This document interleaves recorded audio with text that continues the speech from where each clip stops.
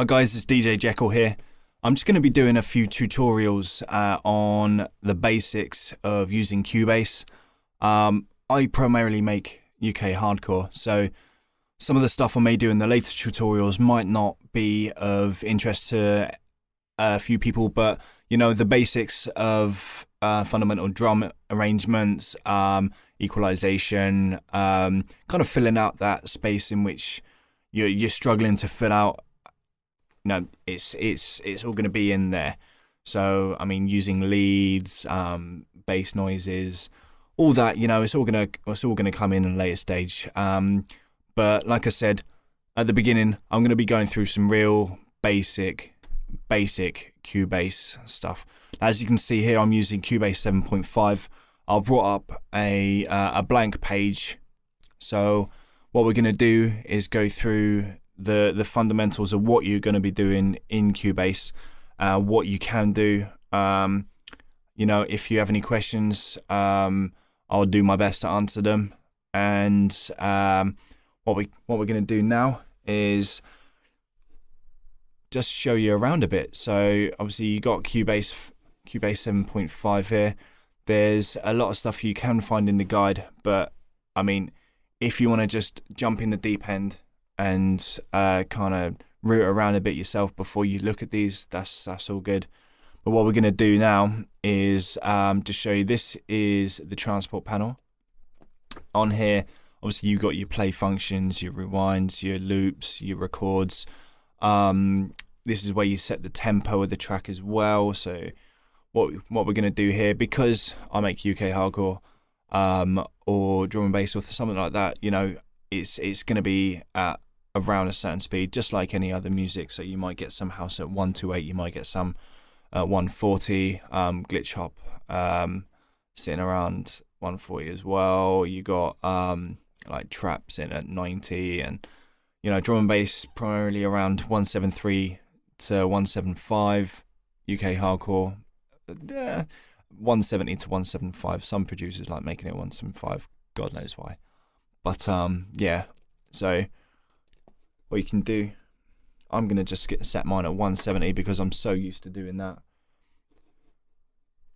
Okay, so first thing we're gonna look at is actually adding in a track. Now obviously a lot of people might not know how you get your audio into Cubase. So like, all right, okay, I've opened up this page. Now I don't know what to do. Like, how is somebody supposed to know if they're supposed to right click on this bar here? So what we're doing is right clicking and adding an audio track. Now, depending on what you want the configuration to be, so if you're putting a kick drum in there, you may want it in mono. A lot of instruments are mono, but what I'm going to do is keep it at stereo. But all depends on what your personal configuration preference would be. So what we're going to do is just add in, using a simple track name, just kick and add the track. Now what you can do, what you see here is a channel has opened up with the name kick, and this is your first audio track. You can see here that it's got stereo out because I chose the configuration of stereo, and it doesn't have anything in there just yet.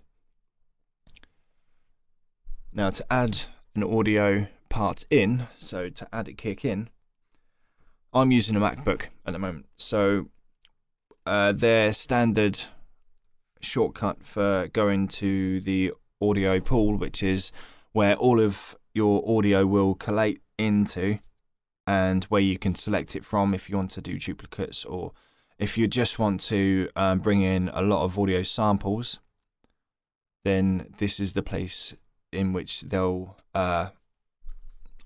be.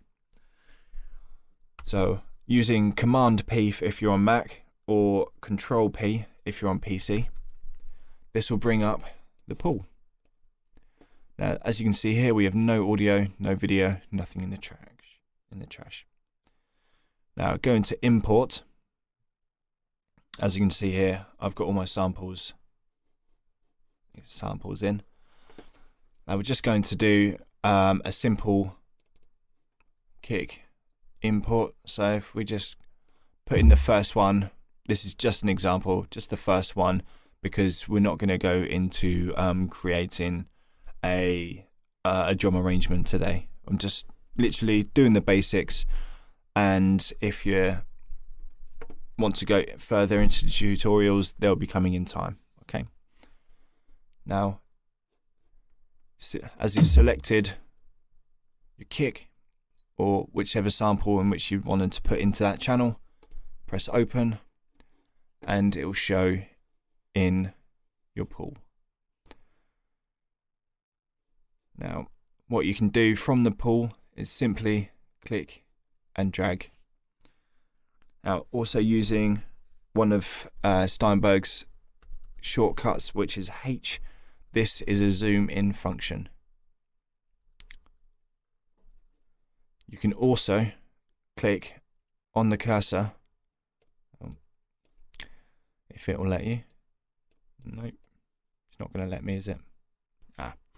So yeah, it has to be on the quantize panel. Quantize panel, by the way, is this bar up here, and that is when it has each beats or bars. You can select it to go to beats and seconds, or seconds and minutes, and a few other functions as well. Now, what we like to do here is, obviously, because you don't want your samples overlapping, you can change the quantize from this panel over here, Q for quantize, and what we have is 1 bar, half a bar, quarter of a bar, eighth, so on and so forth. And it also has the triplet function and dotted as well. Now, because we've chosen that option, it snaps right to the quarter bar. If you didn't want it to snap to the quarter bar, you wanted to freely choose, then it's this panel, this snap on and off button here. So if you wanted to just do it freely, then that is what you want. Okay. Now that's our kick added. And if you wanted to duplicate that along, because obviously you're not just going to have one kick, one sample there, then you can press Control D or Command D if you're on Mac, and that will duplicate the sample. And that can happen with any audio piece in which you put in. Now, once we have a few bits of audio in there, say if you wanted to move them all, but didn't want to keep on selecting them all together like that. I know some people may prefer it. Other people may just want to click on one and drag them all. So I use events to part, which is basically a gluing tool, but doesn't bounce all the audio together, so it's one part, like solely one part. Now, to do this function, I'm going to hit audio in this tab and click events to part. Now, with this, you can just click once and it will drag all of the parts together.